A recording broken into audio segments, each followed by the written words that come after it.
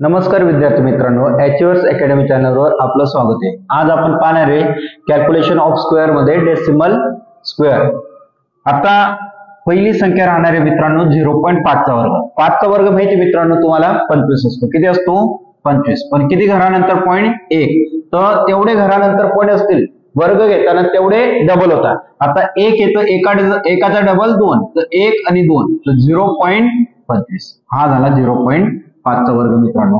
पुढची संख्या राहणार आहे आपल्याकडे 0.07। 7 चा वर्ग असतो मित्रांनो 49। किती असतो? 49। किती घरानंतर पॉइंट 2, तर 1 आणि 2, 2 चे डबल किती? 4, तर 1 2, तर 0.0049 हा आला 0.07 चा वर्ग।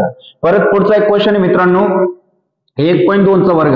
आता दोन अंकी संख्या असताना पॉइंट साइडला ठेवा। 12 चा वर्ग असतो 144। 12 चा वर्ग असतो 144।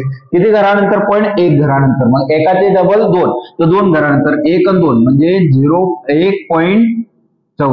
1.44 हा वर्ग आला 1.2 चा वर्ग।